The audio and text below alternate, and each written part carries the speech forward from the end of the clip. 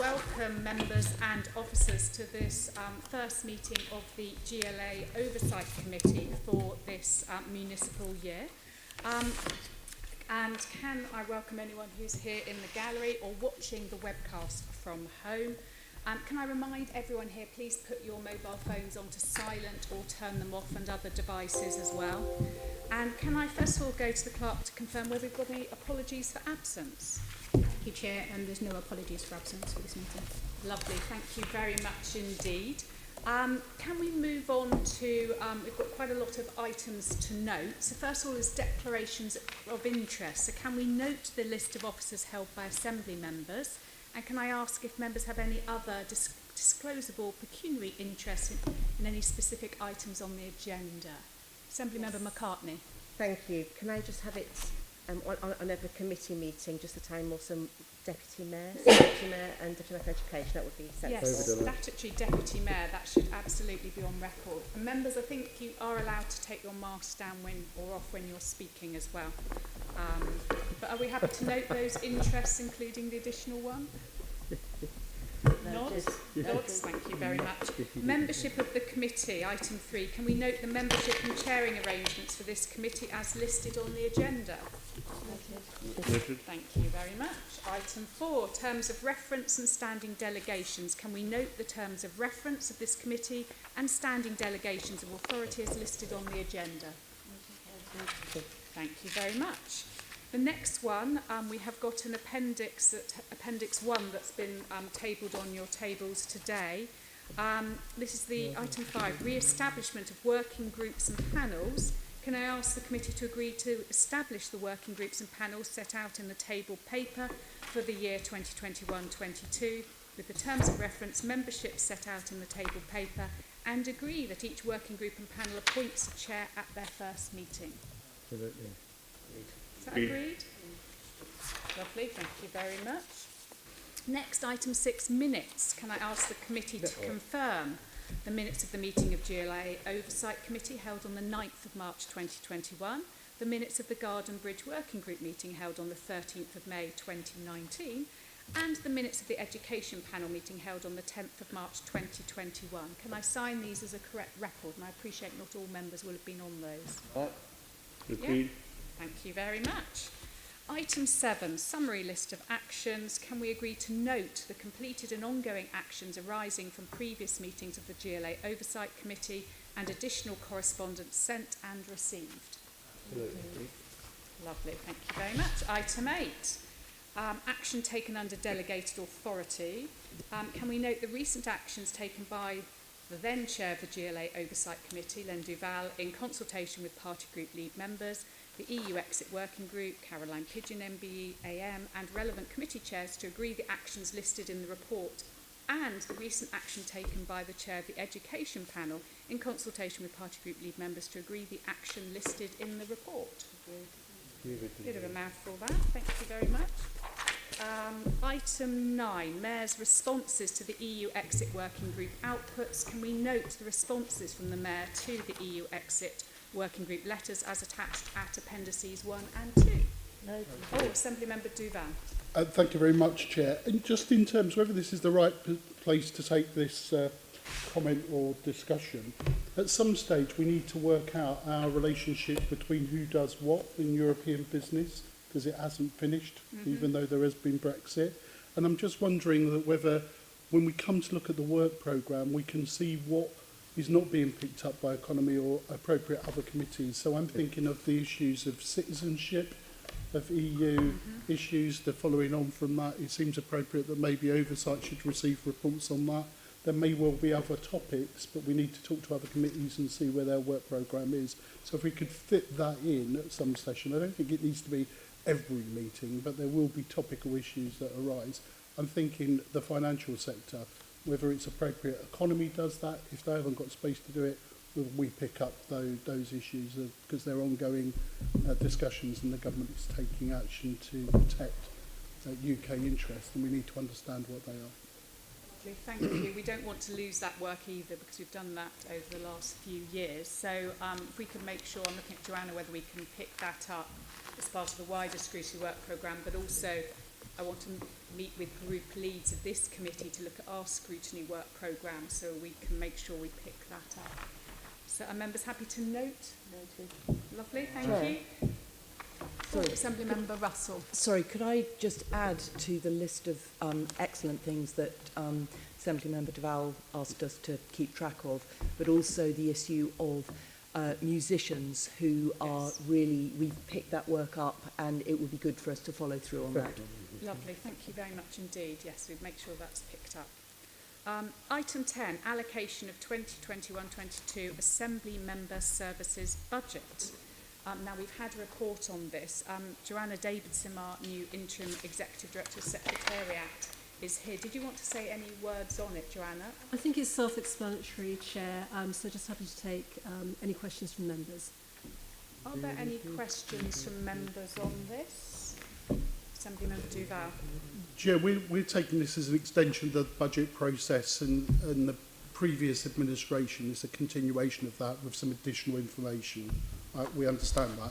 I think it's very important that on some of the principles that were established in the previous budget in terms of redundancy payments, should they be carried by the Assembly or should they be carried by the Centre, I think that principle was established, and we're working on the assumption in the Labour group that continues through. We've not been given any other advice. That's not the case, because it's a continuation of the process, not a new process. I have discussed this with the Chief Officer, and my understanding is that any redundancy costs will come out of the corporate contingency. Thank you very much. And I have communicated that to group officers, but it's good to have that confirmed here. Thank you. Lovely, thank you for that clarification. Are there any other questions, comments? No? So can I ask the committee to agree the proposed budget allocation as set out in section 4 of the report for the Assembly's party groups of the 2021-22 year? The remaining items on the agenda comprise of formal consultations from the Chief Officer on staffing matters. So if we could just agree that, and then we'll move into our next item. So people happy with that? Lovely, thank you. So our next set of reports are all about staffing matters, formal consultations. So if I can invite the GLA's Chief Officer, Mary Hartley, to say a few words ahead of moving into each of these, just to explain, because we've got some new members here, just what our role technically is here. So Mary. Thank you very much, Chair. Good morning, everybody. I just want to say just a few words in introduction before various other people introduce these different reports. So the first is that in law set out in the GLA Act, I am required as Chief Officer to consult both the Assembly and the Mayor on staffing proposals of any real scale. So I can do some things without consultation, but anything that gets into sort of restructures of teams and that involves a number of posts, I need to consult both the Assembly and the Mayor. And I do that as and when the need arises, and I consult the Assembly through this committee. At the same time, and you'd have gathered this from the papers, staff affected are of course being consulted on these proposals at the same time. And as we go through that process, clearly we take into account responses from affected staff. I also take into account responses from yourselves and the Mayor. So we are at the beginning of that process with the papers that we see this morning. The other thing, if I could just say, Chair, in introduction, most of these proposals flow directly from the budget, the GLA Mayor budget for 21-22, and you'll see direct references to that in the papers. So that is true for 4 out of 5 of the proposals that I'm bringing to you this morning. The Mayor's office restructure was not signalled in the budget for obvious reasons, but the other 4 flow directly from the budget. In the budget, we talked a lot about how externally funded posts are an increasing part of the GLA's staffing establishment. and we talked too about how we don't always see those externally funded posts coming. And in fact, there are some good examples in these papers today of posts that weren't even on our radar as we took the budget through on the 9th of March. So things can change quite quickly. The other question that some of you and some of your predecessors always ask is, in terms of these external posts, are the costs of these posts fully funded by the funder? And again, I had some conversation in a private session with the Budget and Performance Committee at the end of April, where we discussed this too. So again, just to be clear, we always recover the full on costs of posts. So external funds don't just pay for salaries, they pay for all the normal on costs, including, of course, pension contributions. But the wider question is, do we charge external funders for a contribution to our overheads? You know, the costs of the buildings, the costs of our IT kit, the costs of HR, for example. And as I discussed with the Budget and Performance Committee a couple of weeks ago, we do that, but we are getting much smarter and much more robust about that. So we have an overhead charge of £6,000 that we apply to each new post created with external funding. The extent to which we can charge that does depend on the original funding agreements.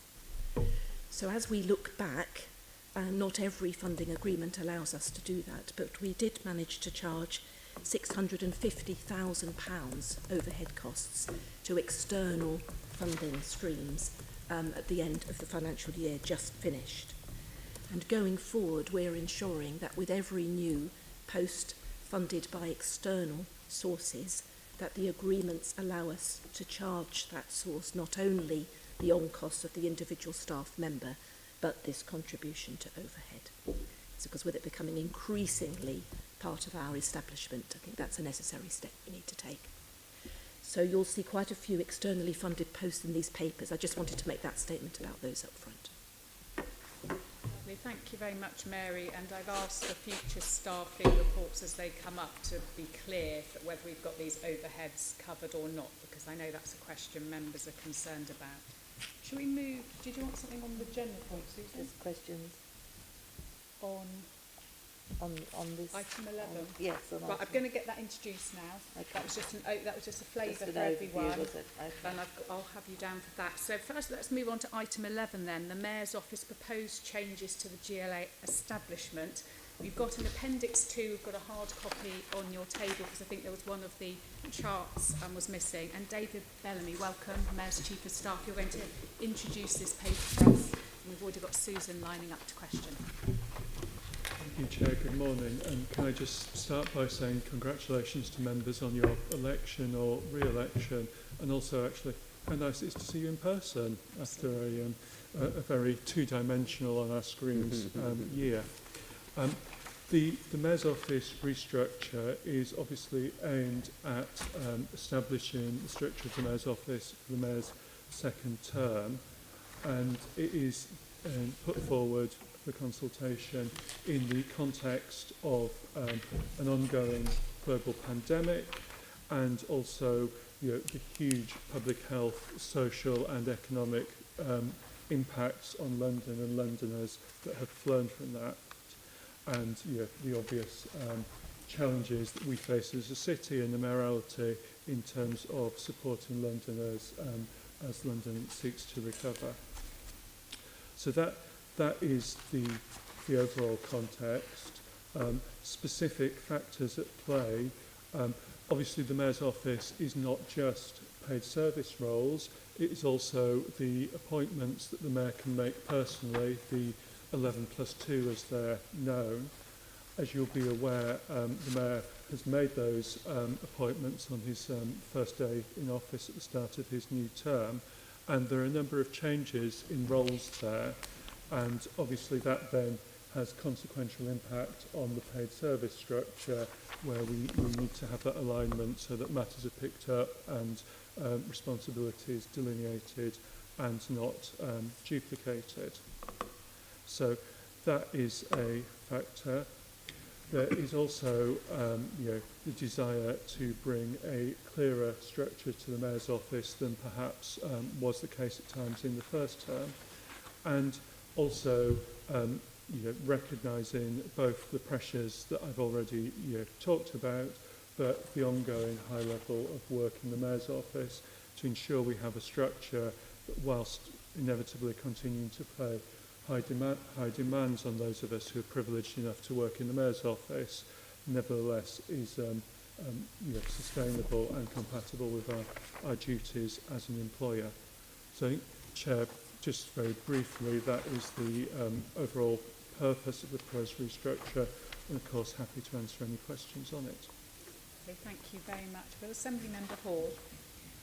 Thank you. I have a few questions. Just from something you've just said just now, Mr. Bellamy, you need a clearer structure after 5 years. What specifically do you think was wrong with the previous structure? I think the previous structure reflected in part the allocation of responsibilities between the then mayoral director roles, and that is something that is changed in this structure, and I think it is now much clearer to colleagues the responsibilities carried by each role and the people who report to them. Indeed, the draft is set out in this consultation paper. Okay, you seem to be happy with it for 5 years, but okay, you'll change it now. Going to Mary, you were saying, and I'm pleased because this was brought up in budget and performance, that you're now charging 6,000 on overhead costs. When did you start doing that? We started doing it last year, but at the end of this financial year just finished, or the last financial year just finished, we had a bit of a sweep up to make sure that we had properly charged the 6,000 to externally funded posts, which meant that in the end the total amount charged, as I said, was £650,000. And I've got to break down that I don't have at the tip of my tongue, but against the different funding streams. So we had already been doing it, but just in the light of the year end, I asked David Galley to make sure that we had properly charged that to every externally funded post where we could. From now on, we have changed the paperwork associated with creating new jobs to be explicit that not only the people on costs are covered, but this £6,000 per post is covered. So we've made a change to that sort of approval process explicitly from the 1st of April. If a member of the public wanted to look up to see where who was funding jobs within City Hall, where would they look? I think it would be difficult for anyone to see that in one place easily, to be honest. Yes, I think that's right, but we want to be transparent. Yes. And we want to make sure that perhaps various people that we might have a concern over, as an example, are not funding people that are working within the City Hall establishment.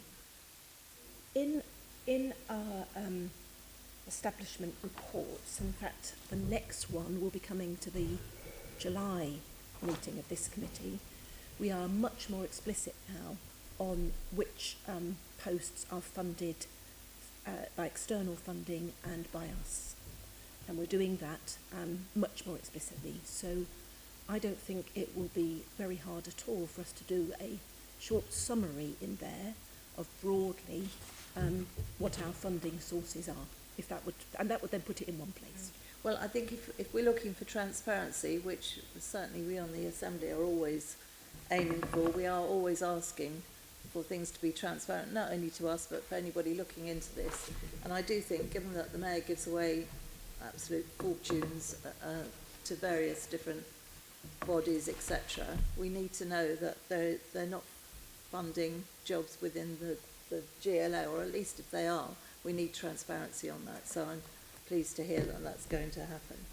I think you'll find that the funders are in the main big government departments and one or two others, but we can make that transparent. That would be good to see. Can you tell me why it's necessary for there to be a deputy chief of staff? Yes, so the role is designed to take on some of my responsibilities and also some responsibilities of the previous Mayoral Director policy role, which has been deleted. And what it is designed to do is give us increased capacity at a senior level in the Mayor's office, and I would probably pick out 2 reasons for that beyond general workload. The first would be line management. In the previous Term 1 structure, I had line management responsibilities for 17 people, which is frankly undeliverable in any sensible form. And secondly is the need for the focus on London's recovery and the coordination of powers and support for the London Recovery Board through the Recovery Task Force, which the Deputy Chief of Staff will chair. Okay, Mary, are you concerned in any way about the impact on the overall GLA budget?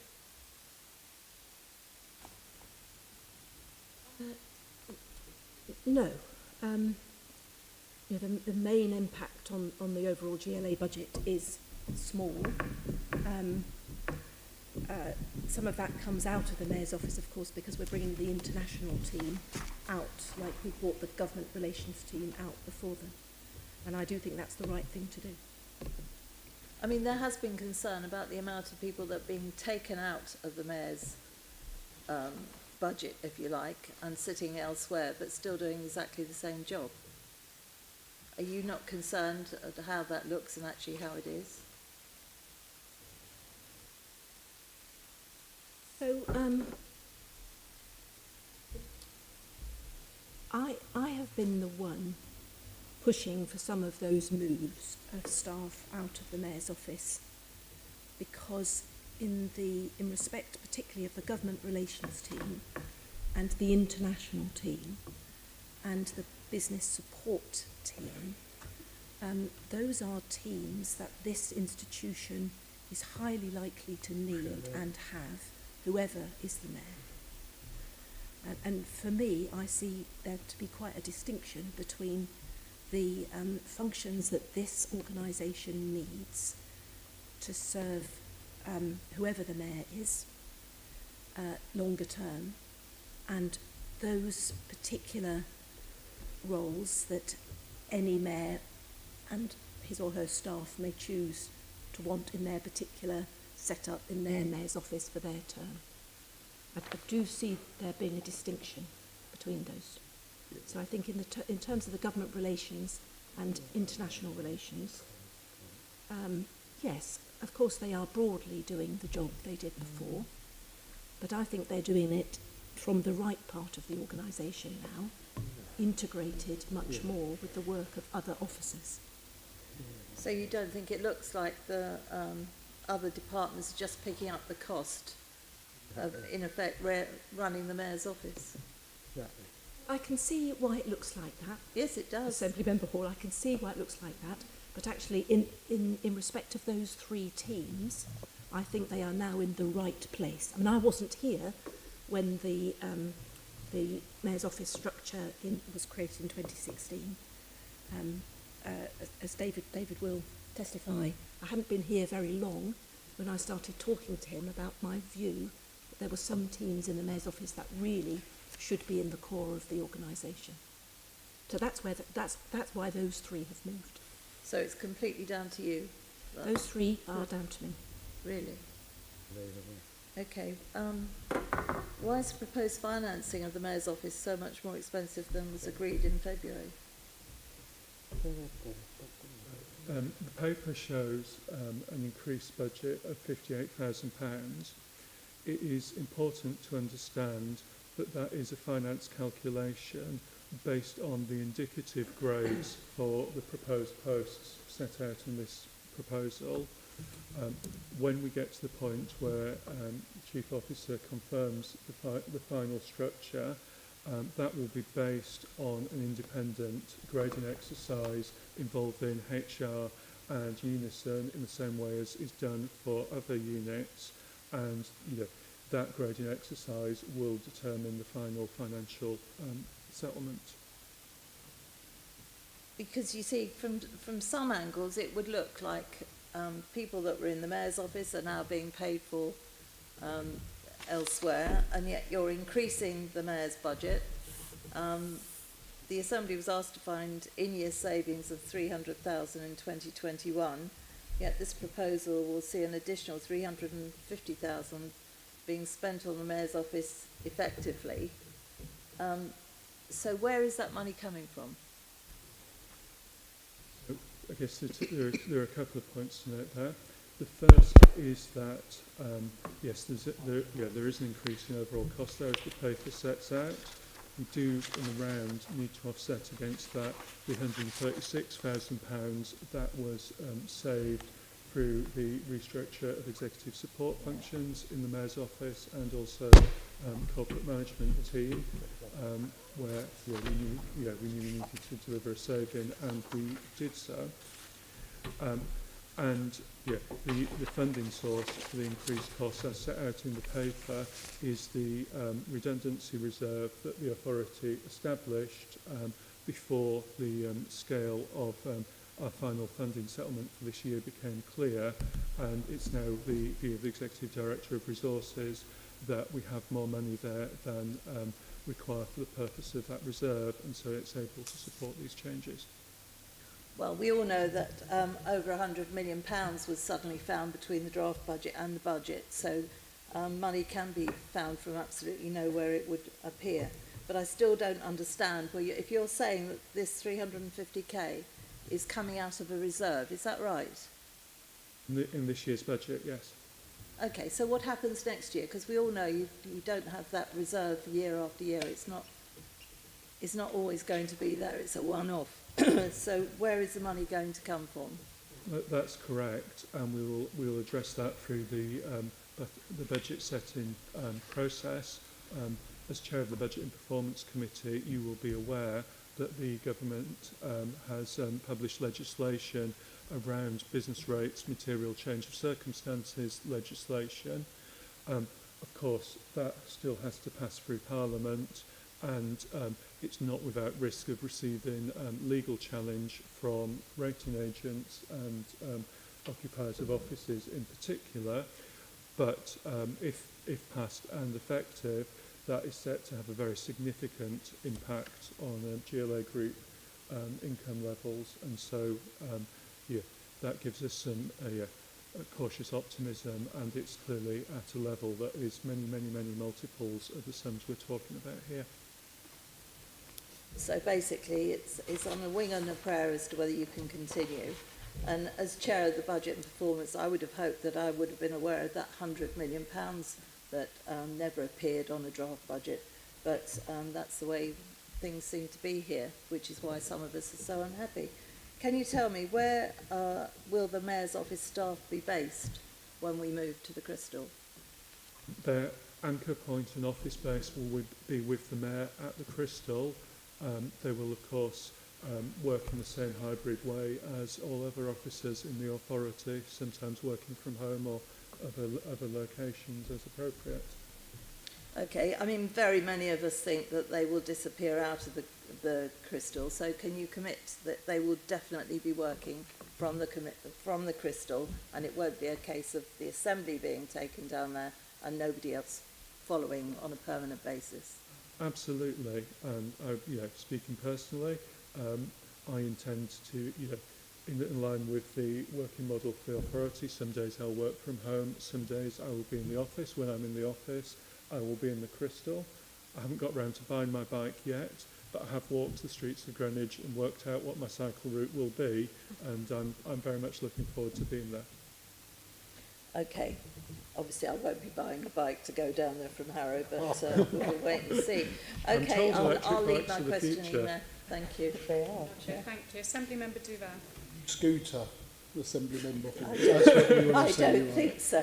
When they're illegal, Some when they're boroughs, legal, of course. yes. Okay, so look, can I just say I do welcome the head of paid service in terms of trying to distinguish between the core civil servants who support the mayor and the assembly from the political office of the mayor. I would say this, just as just cursory about this, and it's not because I think all mayors have grappled with what's the right level of support, what needs to be, what do they need to function in terms of as a political executive, and I understand that. But it does seem to me that in the future, that almost certainly if there's a change of regime, we're putting a target on many of the people's backs here because of immaturity in politics. Most people will assume that these are not civil servants, that they're political officers, and I'm concerned by that, and that has implications for the future, because I recognise some of these posts are not political in their nature. They are still civil servants, but within the mayor's office. So I'm worried by that. So I'm worried about whether they should be long-term, and I'm not suggesting we do it now, but certainly in the future in terms of new administrations, whether some of these posts should be fixed-term appointments in terms of the mayor. We've got that for the most senior ones, I understand that, but there are some others, and it's about career development of individuals that, of course, they have choices. They decide where they're going to go, but the perception by others about their view of them as individuals and their political allegiances seems to me a bit of a worry in terms of, from my point of view. I don't, necessarily want to be part of, as I said, that immaturity process that says everyone who works in the mayor's office must be bad if you're in an opposition party and therefore must go. So going back, I've then got some questions too to the Chief of Staff. So can you just help me to understand some of the thinking of why you've separated out the Director of Violence Reduction Unit not working directly to you rather than to your Deputy Chair, just in terms of highlighting why you split those two positions within sort of the command and control structure? Actually, can I, Member, just respond to your first point as well, which I think is a very thoughtful and fair observation. The first thing I think I would want to say is that these are paid service posts. They are in the Mayor's office. They're appointed through the same processes as any other post in the organisation. They have, yes, obviously there are particular expectations about some of these posts in terms of the commitment people need to bring them, but that is true elsewhere in the organisation too. And they are appointed on merit, by senior paid service officers in accordance with that. In terms of the point about fixed service, I think fixed term roles, I think the thing for me is that a mayoral term is longer than 2 years, and so in any case people are inquiring employment rights after 2 years, and so it's rather, to my mind, a moot point. But absolutely, people who work in the Mayor's office are there to serve the Mayor, whoever that may be. We're privileged to have, and I use that word, we are privileged to have a number of colleagues in the Mayor's office who have served all 3 mayors. Indeed, in one case has been with the authority before the first mayor was elected, and that their service to the authority and the people of London is admirable. And clearly, if in any point in future there's a change of mayor and somebody in the mayor's office, just like somebody in any other part of the GLA decides they don't want to work in an organisation led by that mayor, well, obviously they're free to go and get a job elsewhere, and that's a matter for them. In terms of your question about reporting lines, the first, and the Director of the Violence Reduction Unit, the first thing to say is that the Violence Reduction Unit is hosted in MOPAC, and so in a statutory sense, the employment role sits there. And you can see there the different shading on the chart. which is designed to indicate that it's not a formal line management role in a legal sense, because it can't be, because the post is in a different organisation. Really what this, as I said earlier in response to Assembly Member Hall's question, the number of reports are more than one person can manage, and therefore necessarily has to be a division.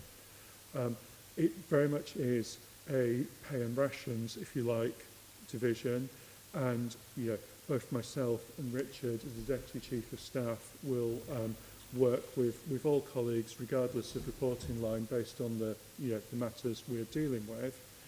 And what this draft proposal is, and it is very much a draft proposal, is trying to just divide the roles kind of 50-50, broadly based on how we see my time and Richard's time's been diverted, so been allocated, with Richard's time very much focused on things related to the GLA's powers in terms of economic development, social development, environmental improvement, and of course it's the kind of social development point and the touch points between violence reduction work and Young Londoners Fund and things like that that bring that alignment, and that's why it's proposed there. But of course, I will continue working closely with the Director of the Violence Reduction Unit, just as she will continue working closely with the Deputy Mayor for Policing and Crime, and they all continue to work closely with the Mayor. Just to answer your earlier question, so it does mean that most of these posts will be subject to the disciplinary and code of conduct issues under the head of paid service, not under some of the line management of 10 but 2. Because I think that's a very important point. I think we got ourselves into difficulty in the beginning of 5 years, but I think we brought ourselves back into line with some of the civil service type of appointments, but were of crucial strategic importance to the mayoral team, to be honest, because they were still subject to the head of paid service code of conduct when people were doing all sorts of things in Twitter. No comment on them, because I think they've done an excellent job since in being in those positions. But it does beg the question around you might have political command and control over these issues, but in terms of the disciplinary process for any of these individuals does come under the head of paid service. Can I just ask Mary to be clear on that? And therefore they need to be subject to, which is obviously in these boundaries that we work in, are as clear as muck, to be honest, on some issues. But I just wanted to raise that in terms of how you answered the first point. Now let's, I understand about MOPAC, I get the bit why you've split that up. Now let's look at the mayoral head of delivery and the mayoral head of policy. Now these look like the management of support to, or support to some of the deputy mayors, not all, because there's obviously slightly different ways of supporting them. Why is that split done in that way? Have I missed something around policy and delivery? I'm just trying to get to the head of what you need to do as Chief of Staff, and why that divvying up goes to the deputy. Certainly. Again, sorry, I don't want to prolong, but on your first point, you're absolutely right. Like, paid service roles are in the paid service. It's important to say that a lot of them are politically restricted roles in law, because they advise the mayor, and everybody involved is very clear on that. It's also one of the reasons for the point Chief Officer was making in response to Assembly Member Hall's questions earlier about the size of the Mayor's office and why she doesn't want teams in the Mayor's office that don't absolutely need to be, because ultimately people in the Mayor's office don't come under a member of the corporate management team. Ultimately the reporting structure funnels up to me, and I'm rightly not a member of the corporate management team, though obviously I work closely with Mary to try and Charmaine and our HR business partner to try and ensure that we work in the same way wherever appropriate as the other directorates. So, you know, that is the challenge, and, you know, it's why a smaller mayor's office made sense, because as much as possible, we want people, you know, tied into the corporate management team structure.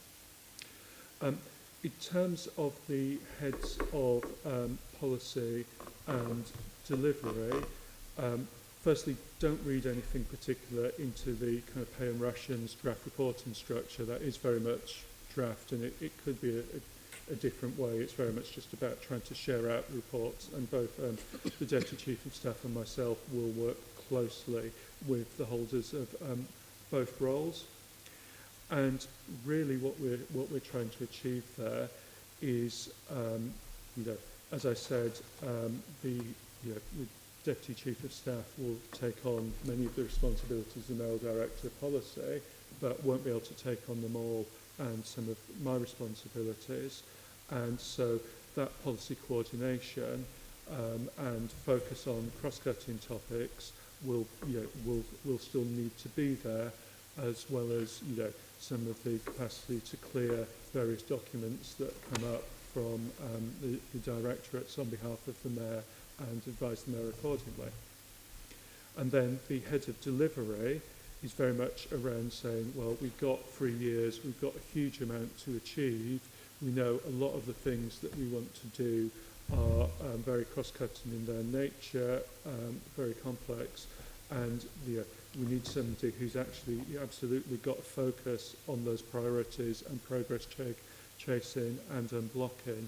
And I think that's widely recognised now as being a key to effective governmental coordination.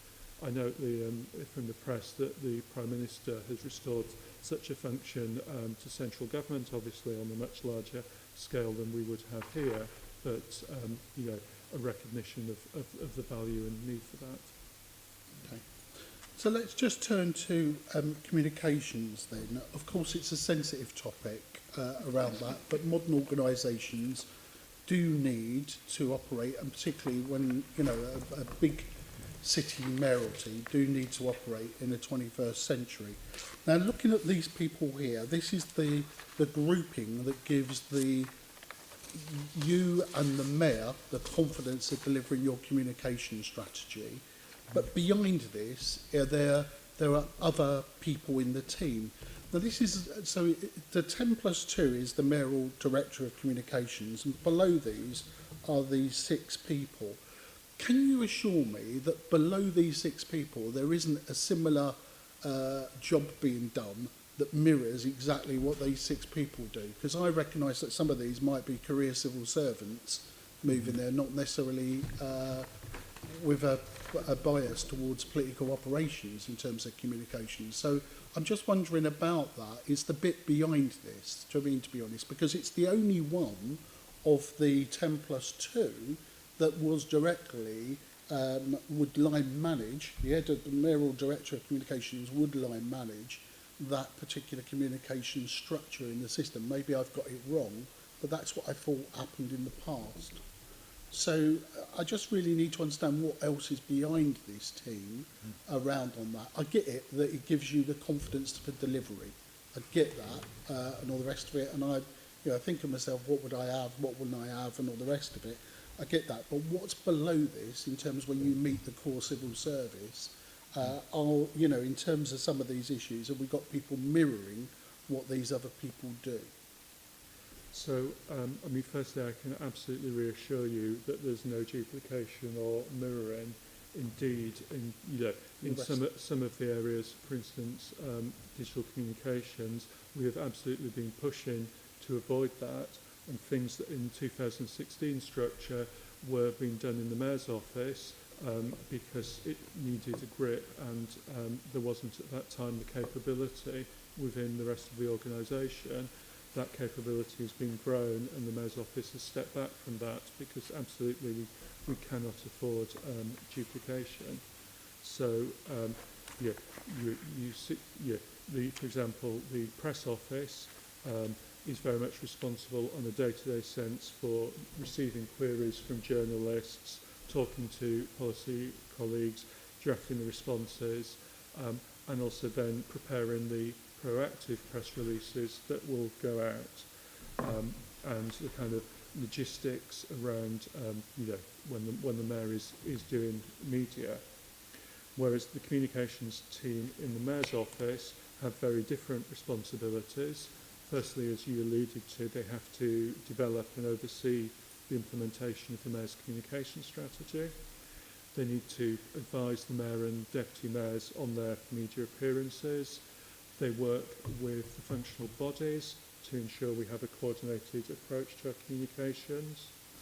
They maintain the relations with the most senior political journalists on behalf of the mayor. They then they review and clear all the press releases, all the quotes that are generated by the press office, and obviously you need to have a separation of concerns. The people who write it can't be the people who clear it. And also key things from the functional bodies as well. They work drafting speeches, articles, other contributions on behalf of the mayor. And finally there is the long-standing function as the mayor's official spokesperson. So there's a very good working relationship, but they're very clear, distinct functions. Okay. Let's move on to policy and delivery. And I think in your answers earlier, but you might just want to flesh out a bit more. So under the head of mayoral policy, we've got 3 strands of senior advisors there. And then under the mayoral delivery, we've got 3 strands there. So I get the delivery, albeit, well, yes and no, I don't. I get the delivery on planning around to that. And I get the delivery maybe about policy delivery. But why have they been chosen, those particularly, to fit under each of those structures? You know, it's not unusual to see managers overseeing 6 people, probably more, or take advice, in terms of spans of calm. Some are considerably a lot more in this organisation, but let's not go there. So why have we broken up those 3 into those specific categories, and why have we chosen those ones? Yeah. So I think firstly it's fair to say the division between the 2 roles is at this stage slightly arbitrary, because we'll spot the alphabetical order there. It's, in that those the senior advisors to deputy mayor roles they're the same role, just in different policy domains working to the respective deputy mayor. Yep. And so that's the first point about it. It is a possible approach to say, well, you've got 6 posts, let's all have them reporting to one of those head of roles and not the other. There are probably 2 reasons why that isn't the proposed approach. The first is that what is also seen is that because this is, whereas the other teams in the mayor's office are headed up by a mayoral director, this team is not, and will be working to myself and the deputy chief of staff, and it's recognised that the 2 head of posts need to cover for each other when they're on leave and collaborate very closely. So it's not seen as a policy team and a delivery team, it is seen as a policy and delivery team, and obviously there's a clear relationship there in those remits. And the second point is that it isn't just about the post where there's line management responsibility. There would be, for instance, the senior advisor to Deputy Mayor for Policing and Crime, which is a role in MOPAC, but there will clearly be a dotted line there in terms of this coordinating role. And, again, the senior advisors are very much there to work for and support the Deputy Mayor. What this proposal does is take the line management responsibility off the Deputy Mayors, which gives the Deputy Mayor some more capacity and, provides a greater, focus on cross-cutting issues, and also, and helpfully for me, reduces the number of line managers in the Mayor's office, which makes it easier when, for instance, considering training budgets or checking where we are on annual leave booking and all the kind of procedural line management things that, as the leader of the Mayor's office, I need to be responsible for. I think all mayors have grappled with this since 2020 about policy and delivery and some of those issues. And, you know, if it's a structure that's going to deliver the 3 years to focus on the coming 3 years and maybe beyond, depending on what happens, but around that, do you not think, and this is not, again, this is not directed at this particular administration, do you not think that sometimes the GLA as an organisation is confused by policy development, stroke and commissioning and overseeing delivery issues? If I can go back over the last 20 years, I think all sorts of administrations have got themselves into difficulty about that. And is there that conversation you alluded to earlier with liaison with the head of paid service, is that an active conversation going on between you? And when I say delivery, I don't mean the delivery of GLA staff, I mean delivery to people outside this building. We do a mixture of policy work and we're now doing a mixture of delivering on the ground in some of our commissioning of activities. We referred earlier to the violent crime unit around that. Is that an active conversation going on between your good selves around that? And does that mean that this is still up for grabs even during this administration? How active is it? That's what I'm trying to get a feel for. I think our conversation, and the conversation between Mary and I, but also involving executive directors and input from deputy mayors and others as well, is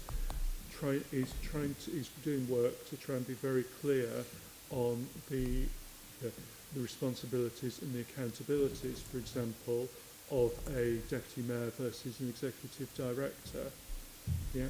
And I don't have the document in front of me, but very much executive directors having accountability for the work in their areas and the delivery in their areas, and deputy mayors being there to provide steers and support that based on the external engagement that they do on behalf of the mayor, and then obviously their role to provide advice to the mayor as well.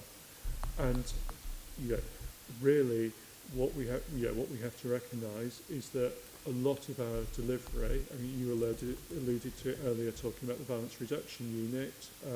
Another good example would be ULEZ, is cross-organisational boundaries, and it's not just functional bodies either, it's other partners, and through the London Recovery Board that is going to be even more the case. And the GLA does have a finite budget, and is going to have to focus increasingly on convening and aligning work of partners around London so that we achieve the best outcomes we can within each individual organisation's necessarily constrained resources. It's a very important point you make. It's about the GLA group, not just the GLA. I take that. I don't know if Mary was going to come back.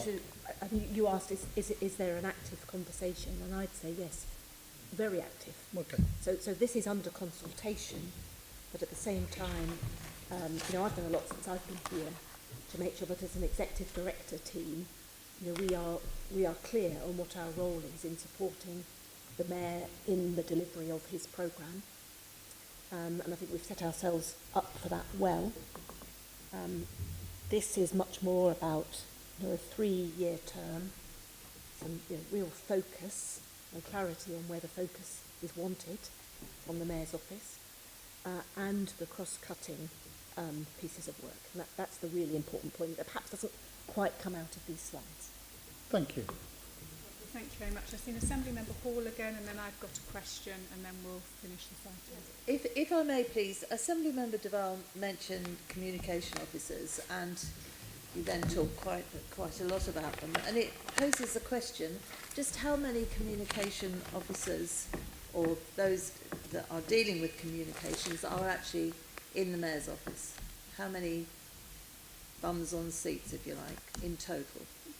So, the proposal in this structure is, as set out there in the document, is 7.0 full-time equivalent, which compares to some of the people's time is split among different matters, but I calculated that in the previous year it was at 9.1 full-time equivalent.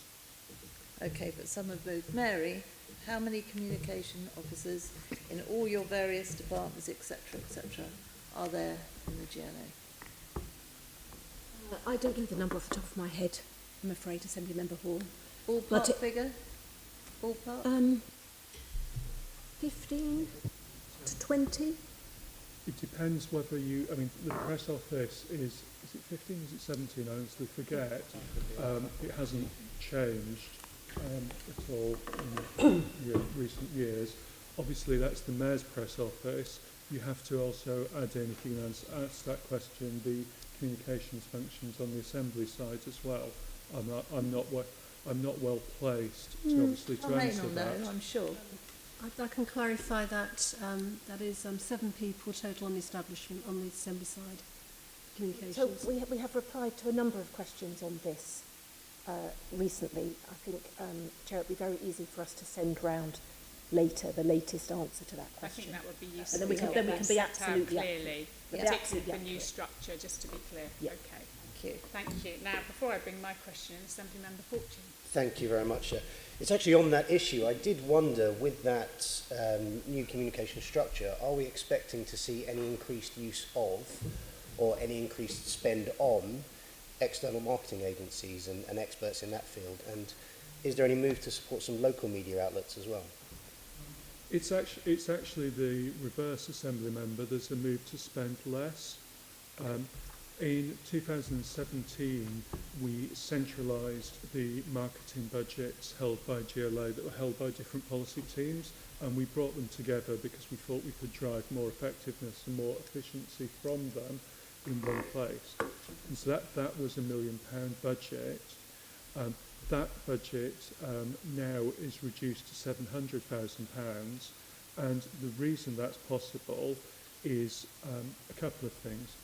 Firstly, an increased move towards digital communications is in one sense an obvious thing given the pandemic and lockdowns, and people, there's just been less visibility of out-of-home communication. But it's also reflecting, the increased focus as more and more people adopt social media, and the increased value and trust that people place in it. So, for example, 18 to 34-year-olds, I think it's 59% of them in the UK say that social media is their trusted information source, and there's no other information source that gets a majority. I think the next is about 25% lower. And there's very much, within that, more social media platforms that different groups and communities use than used to be the case. And so what we've actually seen in recent years is the digital communications teams in external relations, so not in the Mayor's office, have really upskilled, and that with the leadership that we've added in, which I know is on a separate paper before the committee this morning, has enabled us to really grow our output on these channels. And so for instance, we've increased the number of platforms we're on by 50%. The number of in-house campaigns we run, we've increased by 75%. And as an example of how effectiveness, if you look at, say, the number of people who click to get more information on things like COVID guidance, our metric there increased by 183%. So we've actually managed to drive increased performance whilst reducing our budget through these changes. So the answer is no. There's no intention to increase the external advertising Correct. spend. Okay. And what about that specific support for local media outlets? So if you're meaning in terms of local newspapers, Yeah. Obviously the press office will work closely with local news media, and the Mayor will obviously speak to them when he's out in an area. I don't think we would obviously consider on the merits whether, for instance, advertising in a local paper would be worth it. But I think, I know we all here value our local papers, or I certainly did in the days when I seemed to get one. And, we have to balance our desire to support them versus the limited budgets and the channels that we need to put our budgets into to reach those hard to reach Londoners. And I suspect what you will find is that a lot of the people who read local newspapers are also the people who are more likely to watch, say, BBC London, and therefore will get messages through those channels. So I'm sure you didn't mean to say that it wasn't worth advertising in local newspapers. I didn't think we all say want it to support wasn't. them. I said that it had to be judged on value for money against competing channels and limited resources. Thank you. Lovely, thank you very much. Now, my question to you, Chief of Staff, first of all, if you've got this new Deputy Chief of Staff, if they're it might be worth them meeting some members as part of their induction programme. Certainly lead members, I'm sure, would welcome meeting him. Secondly, in terms of this new structure, the area I'm always concerned about is receiving responses to correspondence. And I can't see anything in here in terms of changing mayoral correspondence officers and targets around that. And sometimes I found I've had to wait nearly 7 weeks to get a response to a letter. So I'm wondering where within this structure you're going to be seeing more resource to ensure members and members of the public receive timely responses to their correspondence. Okay, so on your first point, I think that's a very sensible idea. I'll pass it back. In 2016, I was able to have brief intro meetings with other Assembly members, and I would very much value doing that for the new Assembly members that we have here. And it's just the last couple of weeks have been somewhat hectic, but I think hopefully in June I would have time to do that. And we obviously great if Richard either comes with me or does it separately, because I value the relationships. In the point about correspondence, so I think we have a core team in the Mayor's office who process the correspondence. They are very stretched, there's no doubt about that, but they're not the limiting factor. What generally happens with correspondence is that it is drafted within policy teams and then comes up to the Mayor's office for clearance. And what we need to do is we need to get it up to the Mayor's office quicker, we need to get it in a better state, and we need to get the Mayor's office quicker at clearing it when it receives it. One of the problems we have is that the correspondence system the authority uses very much manages performance around a 4-week target, which is a historic target, say what you think of it, but that's the authority's approach. And the individual teams meet that target when they send the letter up to the Mayor's office, which means that if you accept a 4-week target as right, this is when the response should come back, then the Mayor's office will have 0 time to actually clear it or change it or send it back for further work. So that's a fundamental system problem. We're probably at risk of deviating a bit far from the Mayor's office restructure, but I certainly have views which both the Chief Officer and the relevant senior officers will be aware of about our approach to correspondence and interaction with the public, and how we need to find ways of being much quicker at that.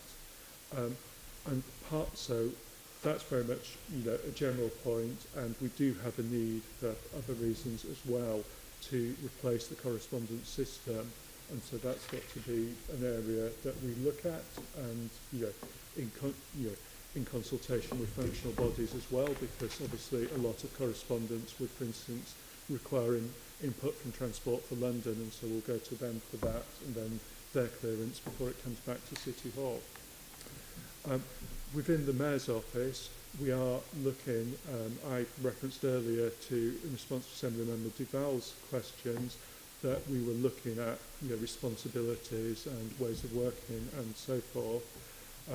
And we are looking at how we can get more clarity and speed around our clearance processes. we're going to prototype a system that might help us do that. We won't initially use it for correspondence, but we will, if it works, we'll extend that. And we think that will be helpful rather than letters getting lost in very full inboxes. And the other thing we will be doing as well is hopefully through this restructure, it will create a little bit more capacity, which will help loads of us responsible for clearing to have the time to do things. I can't pretend that this is going to make a material. These changes will make a material difference for that. Clearly, it's not a material increase in the size of the Mayor's office, but I absolutely want us to be doing correspondence more quickly than has been the case to date. Thank you. And within the policy and delivery team, presumably these senior advisors will be able to help with that clearance because you need that senior as they do policy. already, as they do already for their deputy mayor, and so they already play an integral role in that. So that's the key bit in this structure that will hopefully speed up the responses. Lovely. Thank you very much for that. Have I got any other questions? No. So members, the committee is asked to respond to the Chief Officer's consultation on the proposed changes to the GLA establishment relating to the Mayor's Office Directorate. We've agreed that Mayor is going to send a paper or something setting out all the different communication, press type stuff. You've also said that you will set out something coming to a future meeting, I think it's July, which was not specifically on the Mayor's Office, about how external posts are funded and being very clear on all these posts, which helps with that transparency. You've heard some of the issues that have been raised. I think some of this will want to see the final structure, which some of it will be after consultation. Do we need anything else, Davina? So we don't need to write a specific letter, we can just note it. You've heard the comments, that's fine. Yeah. Okay, so are members happy to note our feedback and response there? Noted. Lovely, thank you. And thank you staff for your time on that. Right, let's move on to item 12, GLA Environment and Energy Unit, proposed changes to the GLA establishment. And Phil Graham, who is the Executive Director for Good Growth, is going to lead this for us. Do you want to give an introduction, please, Phil? Yes, I mean, I'll just give a very brief introduction. I mean, I think the important thing to do here in terms of these changes is just to set out the context in which they have occurred.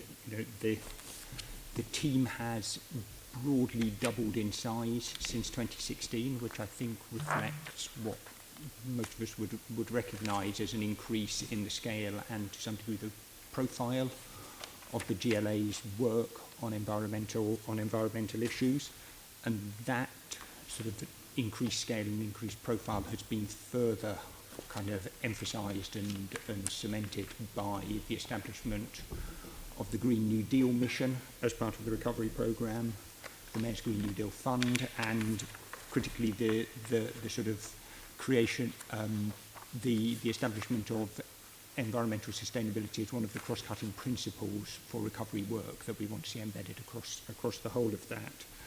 And I think the third important piece of context here is the significant success that the team has had in attracting external funding, as we have been discussing, particularly from BEIS around our energy efficiency and retrofit programmes.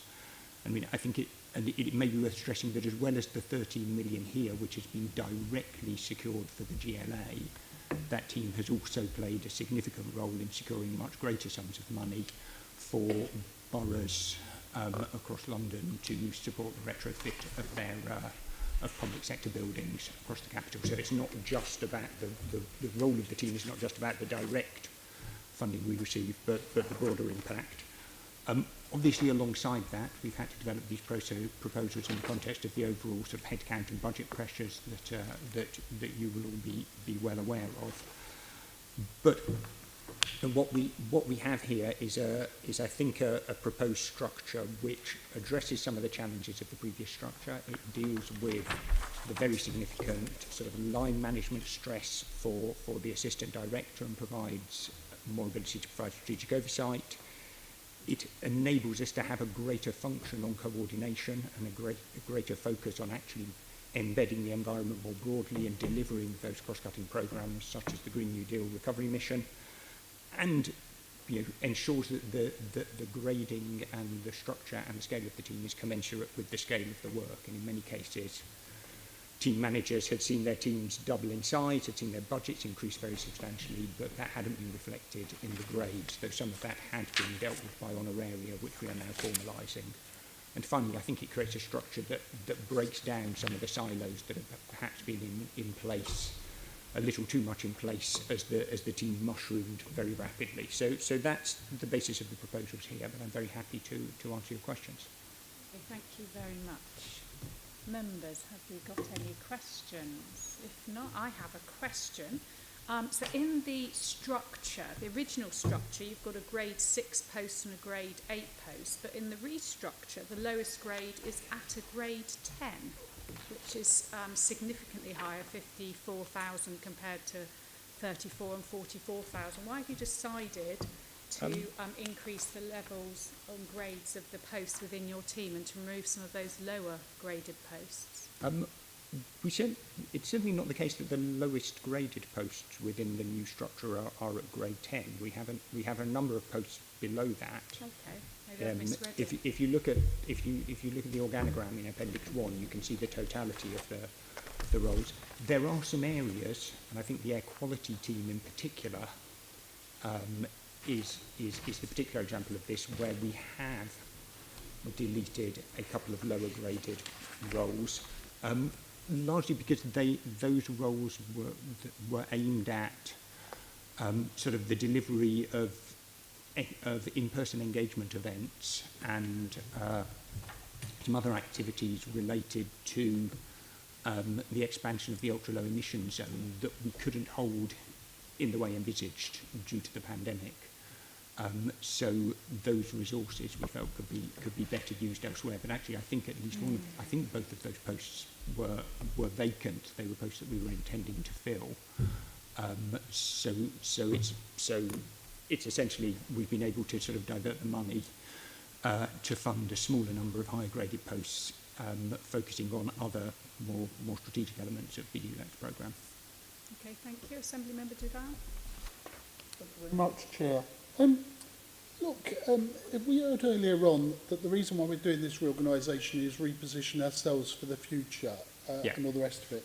I'm looking at Appendix 1 and just looking at the balance of staff working on different issues. One, commissioning work that's really done by others in some senses, and the number of people working in that issue. Then working and thinking ahead in terms of some of the work that needs to be done on the economic recovery, which you're telling me in the narrative we're all gearing up to that. I don't see why, well, talk me through why we have 10 full-time equivalents working on air quality as opposed to, I think under the economic recovery, where we could create jobs in the waste and the circular economy, we only have 5 FT. Have I got this wrong? So take me through this and explain and justify why you've got people working on X, Y, Z. Unless you're going to, maybe I'm going to answer it for myself and you can say yes, that some people working in climate change can be switched into waste and circular economy and I get more value for money because they're all interchangeable, or are they working in silos? I'm just not clear about this structure. Take me through this and explain why we've come to the determination of why I need 23 full-time equivalents, maybe 12 are externally funded to work on the energy issue, when we're not actually directly providing energy, we've got a partnership going with others. Or is that the refitting, the retrofitting of housing? A large chunk of that is the retrofitting. So right, okay. if I can sort of step back, I mean, I think the first thing to say is, it is important that we have an air quality team of the right scale, because air quality is a very significant priority. But then to talk about your particular point about jobs and skills and the green economy, we have a new green recovery team here whose job is particularly focused on ensuring that the right sort of foundations are in place to support a green economy. So they will be working on green finance, they will be working on the Skills Academy, the Green Skills Academy that the Environment and Energy team are taking on jointly with Employment and Skills, and they'll be working at ensuring that we're coordinating across the green recovery and the Green New Deal mission on these recovery issues. But then, you have in our energy team, the majority of the people working on the left-hand side of the diagram in the energy programme side are about the development and delivery of programmes for retrofit, for energy efficiency, for heat networks, all of which are areas where potentially you might see some of the greatest job creation. And that includes both the projects that we're directly delivering ourselves, but also the work they are doing. We're in touch with a lot of boroughs about this to kind of bring together retrofit programmes to create contracts of sufficient scale to include really serious skills and local employment provisions within those. Similarly, on the adaptation side, we are working on, the energy system side, we're working on accelerator programs to support new businesses in clean tech and in energy efficiency. And we're doing similar, as you said yourself, on the circular economy side. And on green infrastructure. I mean, we've already been supporting through our Grow Back Greener Fund some of the NGOs that provide sort of grassroots level employment, but through schemes like the Future Neighbourhood Scheme and some of the work that we're thinking about through the Green New Deal programme about sort of more significant investment in green space, we'll be looking to build skills and jobs provisions into those as well. So I think the question of kind of green recovery and the question of how you drive jobs through this programme is actually embedded through the entire piece.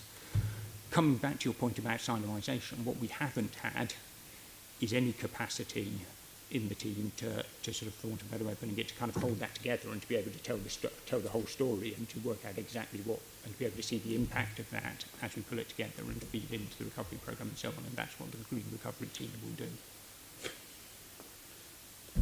So my dilemma is this: we need to move faster because of climate change, and we've got an economic recovery that we know isn't almost immediate, and I get the idea of embedding principles, but it's really about the practical actions. I get it that some will be doing it, but let's just take it. Over the next 3 years, should we, is members of this team going to be watching what you planning officers are doing about enforcing the environmental issues that are in the London's plan and making sure that's a reality and is not just a piece of window dressing in the London plan, but we're actually going to move on some of those environmental issues? How much of that is that? What I'm trying to get is an understanding about who commissions what. You've done some very important work about ULEZ, but the actual practical work of ULEZ is being done within Transport for London. So the policy work then moves into practical, then moves into monitoring, I presume. That's the bit I'm unclear of about what we're trying to achieve. I think this is very important, this restructuring. Yeah. I think there is a lot relying on it, and at the end of that 3 years, we want to see some very good results of real cut through and actually pacemaker stuff. We should be leading, in London as a world-class city should be leading this debate. People should be knocking at our doors and moving fast on it. And so that's really where I'm coming from, of understanding, will this structure deliver that, or am I being over-ambitious? I don't think I'm being ambitious enough. I'm being actually quite sort of pulling my punches here, to be honest. I think it will deliver it, or it certainly gives us the best possible chance of delivering it. But I think there is an important distinction here. Some of these people, quite large numbers of them, are delivering the projects that we deliver ourselves, or, as you said about planning, there's a couple of people, particularly in terms of zero carbon homes and in terms of air quality, who are engaging regularly with the planning team and providing that level of support. But a lot of these people are delivering things directly ourselves. You talk about air quality, ULEX is being delivered directly by Transport for London, but a lot of things like the Breathe London project, the low emission zones and so on are being delivered directly by our team. So there are people really pushing this forward. Similarly, on the energy side, we've got we've got £30 million of funding from BEIS, which we will be pushing out directly ourselves to support energy efficiency. We run the Warmer Homes programme, etc. However, if we're going to deliver the biggest economic impact, what the GLA can actually deliver itself is only going to be reasonably small, an important but a reasonably small proportion of that. And the real impact comes from how you can unlock private sector companies to get into this space, how we can, as I was saying earlier, support the boroughs to bring their finances and their contracts to bear on it. And so a lot of this work that is, it's hard, the levers are slightly less direct, but that work around convening, bringing together, and then really driving progress is going to be really critical. And there are some parts of that where the GLA is really the only game in town. And I think green finance is going to be a critical part of that. If you're going to develop a proper green finance structure for London, the GLA needs to take that forward. A borough on its own isn't going to have the scale to do it. Thank you. Any other questions? No? Okay, members. So we're asked to respond to the Chief Officer's consultation on these proposed changes to the GLA establishment relating to the Environment and Energy Unit. I think you've heard our comments there, particularly to that delivery. Okay, are members happy to, I guess, note that? Noted. Okay, let's move on to our next item, 13, and I need to point out appendices to this report were circulated following publication of the agenda in a memo pack. The team were having difficulty printing or getting it into a document they could send out. So our lead officer on this GLA Skills and Employment Unit is Sarah Mully, who is the Executive Director of Communities and Intelligence. Do you want to give us a brief overview and then I'll take any members' questions? Thank you. Members will be aware that the Employment and Skills Unit is currently constituted as a relatively recently created unit in the GLA, which was created to facilitate our administration of the delegated adult education budget. And to some extent, some of the changes that are proposed in this paper are testament to the success of that work, and in particular the increasing amounts of external funding. And Mary referred earlier to the fact that we've had, even since the budget conversations, there's been additional external funding confirmed for this work, which means that in this proposal there is one externally funded post which is additional to the numbers which we were discussing in the budget, and that's due to the receipt of £22 million worth of National Skills Fund funding from government. The other thing I just wanted to emphasise about the proposal is that they reflect a real focus on trying to make sure that we can measure and drive forward impact and outcomes from the adult education budget. So you'll see that 2 of the posts proposed in this paper are for sort of specialist technical roles, and those people will be working to help us make sure that we can measure the impact of the adult education budget, and that we can really that we then use that information to make the best possible decisions to maximise the benefits for Londoners. And that's very consistent with the thinking that we're doing around the Good Work for All recovery mission, and trying to make sure that we can really drive those outcomes, which are obviously more important than ever in the current context. There are 2 deletions in this proposal. Those are consequent to a previous creation of a new post, and the appropriate processes have already been gone through in terms of ring-fenced interviews and so forth there. And then finally, there are 5 posts proposed to be converted to permanent posts, and that reflects the fact that the fixed-term posts have been related specifically to the Mayor's Construction Academy, and we are now converting those posts to permanent so that that team can work on the wider programme of skills academies, which are now being taken forward under the auspices of the recovery programme, looking at a wider range of sectors and really building on the learnings from the Mayor's Construction Academy. I think I will leave it there. Very happy to take questions. Okay, thank you. Members, are there any questions? I'm not seeing any. There you go. That's there you go. So we asked to respond to it. We haven't got any comments back. So obviously good work there. Thank you very much indeed, Sarah. Let's move on to item 14, GLA Culture and Creative Industries Unit, proposed changes to the GLA establishment. And we're back to Phil Graham, Executive Director of Goodgrove. Do you want to just very briefly flag anything, and then I'll see if any members have got any questions? Yes, I mean, just again, as a very brief intro, we were just discussing economic recovery with Assembly Member Duval, and obviously culture and creative the cultural sector and the creative industry sector are very big employers, a key part of London's economy, but a part that has been, if anything, hit harder than any, certainly amongst the hardest hit as a result of the pandemic. And that has seen the work of the Culture and Creative Industries Unit being very important to our recovery programme, both in terms of the headline elements, such as the work we're doing on reopening and reactivation at the moment, but also dealing with some of the more disproportionate impacts that we have seen on sort of grassroots and community cultural organisations and infrastructure. And so this restructure aims to recognise the way in which the role of the team is changing, and particular to focus resources on some of those new areas that are addressing the biggest challenges. So it includes additional resources for our culture and community spaces at risk programme, which has seen demand skyrocket over the course of the past year. It involves greater resource on some of those big capital projects that are going to help drive recovery, such as East Bank, and it involves additional resources on our creative enterprise zones area, though a scaling back of the budget. It's a change in the way we're delivering it,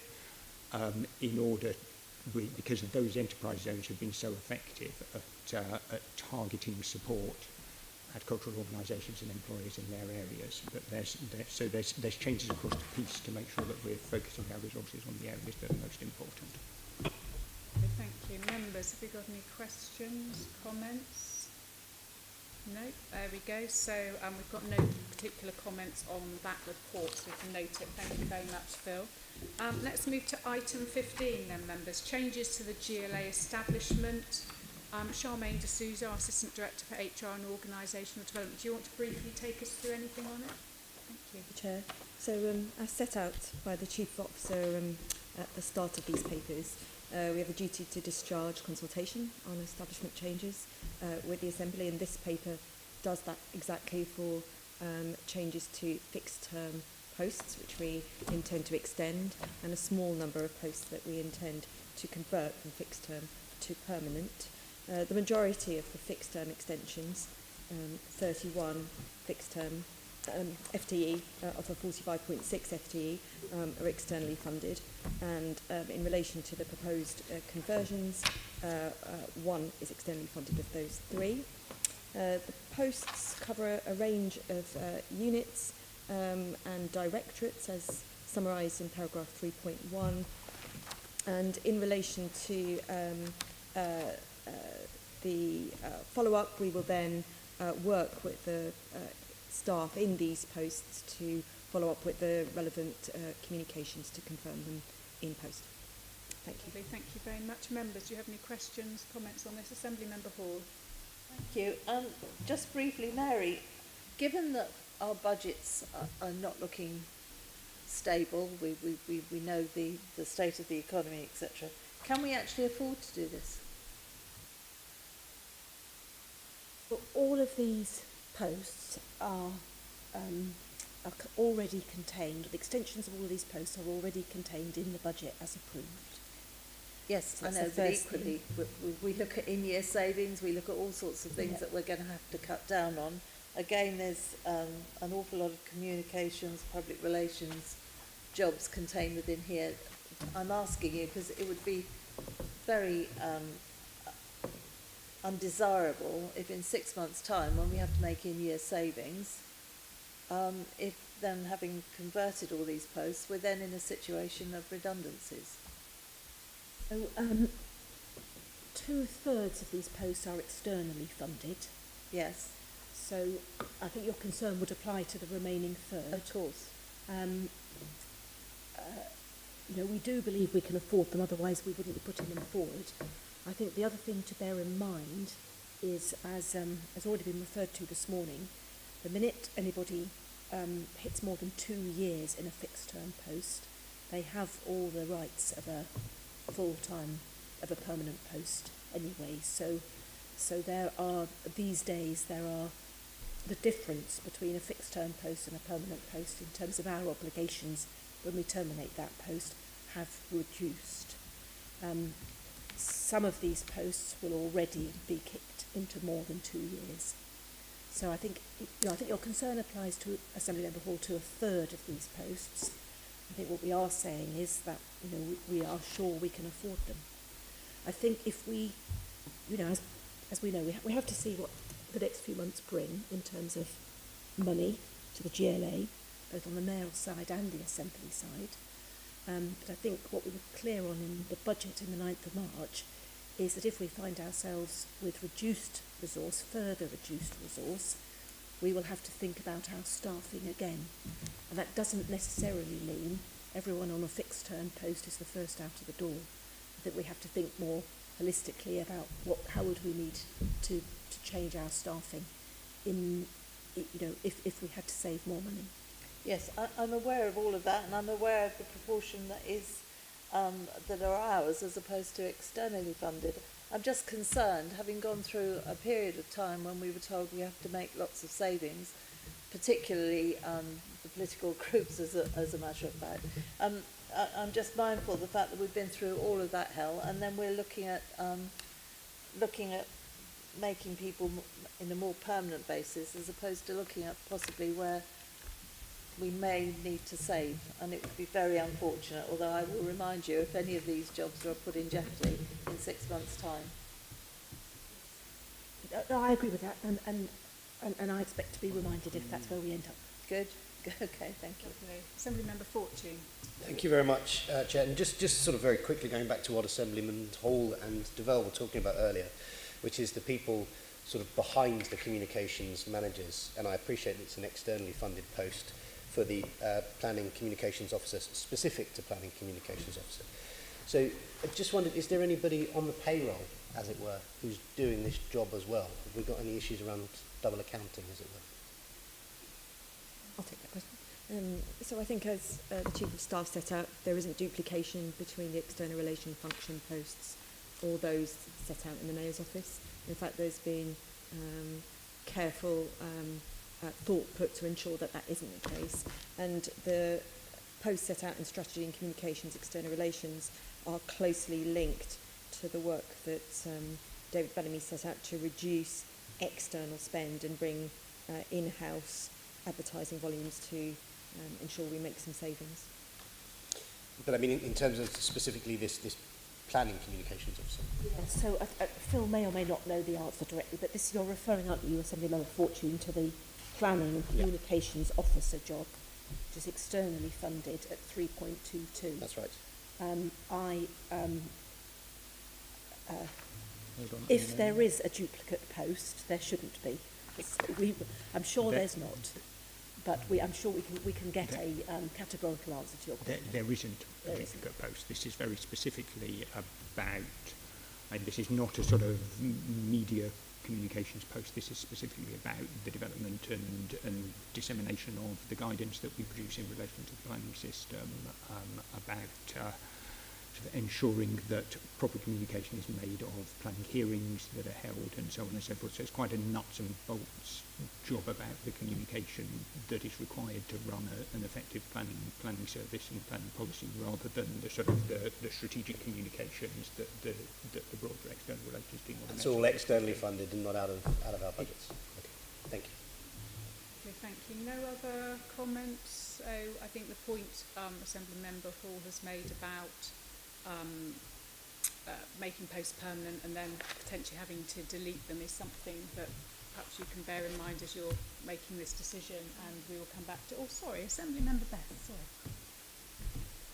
Thanks very much. And thanks very much for that, Mary. As I enjoy sitting in my first physical meeting for over a year, I'm well reminded the last physical committee I sat in was one in Waltham Forest where the SEND educational budget cuts were quite significant, and so to me it seems intrinsically linked that in my first physical meeting overlooking 350k spent on mayoral staffing and looking again at a strategy and communications budget that under the mayor has it, and the Assembly here has inflated over the last 5 years. So I just want to be sure, are you absolutely certain that converting these posts and ensuring the inflation of the costs in this department is the best way to provide frontline services? So So we do think very carefully about which jobs we move from fixed term to permanent.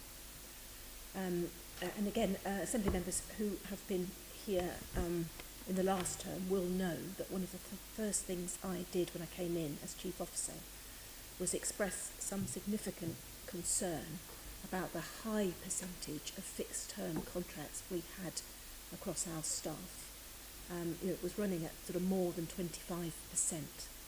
Now, fixed term posts have a very important role, GLA, and we will continue to have between 18 and 20% of fixed term posts. I think that reflects the nature of the work we do, the nature of the fact that so many of our posts are externally funded. But we take the view that if a post really is not a fixed term post, and is a post that needs to be done on a permanent basis, then it should be a permanent post. Because what we want is to be an employer where we properly recognise the nature of the post, and therefore we have the right mix of permanent and fixed term opportunities for our current employees and our future employees. So we don't convert fixed term posts to permanent posts at a whim. We do take some sort of considerable thought to actually what is truly the nature of this post. So, I bring these to this committee knowing some of the concerns that people will express about them. So I do stand by this as the list of posts that we, in the main actually here, wish to extend further as fixed term. In this list there are only 3 we're making permanent. We are extending the others for longer than the current posts have been established for. But we do give that real thought. So yeah, the extensions that we are suggesting here, as I said, 2/3 of them are externally funded, where we know that the funding has now been extended. The other third are our own, which in the main we are extending further as fixed term posts. Only 3 of these we're suggesting conversion to permanent. Some of those are in the comms and external relations team, as you point out, but we think that is the right thing to do. I'm very happy for us to spend a little bit of extra effort tracking these posts now, so that if we do end up coming back to delete some of these, that I'm ahead on that. But I'd be very disappointed if that's what we end up doing. That's not the intention. Just to confirm, so are you comfortable now that this department has the staffing that it needs, or do you think that there'll be more fixed term contracts introduced into the strategy and communications department? So it is absolutely not the intention that further posts get introduced into the strategy and communications department. We spent a lot of time in this budget trying to be really, really clear about our staffing intentions for the 12 months of the budget, partly because money was so constrained. I've reserved the point about externally funded posts. We can't see them coming often, and they can land in anywhere in the organisation. And as long as they now come with all those extra on costs covered, we're likely to accept them. So there may be externally funded posts coming into strategy and comms, but I don't anticipate any GLA funded posts in this current year. Thank you. I think we'll take you up on the offer, Mary, to track those posts to assure members of the committee as we go through the budget round. So thank you for that. Can we that's our response, I guess, as consultation members. Happy to note that. Yeah. The date of our next meeting is scheduled to take place on Wednesday, the 16th of June at City Hall. And any other business urgent? There's no official business. I do want to say I will be trying to fix up to meet the group leads to talk through the scrutiny programmes. This committee does the staffing changes, which can be quite dry, though it can also be lively, but also we want to fit in the scrutiny programme that picks up the issues that aren't picked up by other committees, and former Chair Len Duval has done an awful lot of work on that already. So I'll be coming around talking to members to make sure we've got a programme we're happy with. So I've got no other urgent business. I'm going to end the meeting. Thank you all very much. Thank you.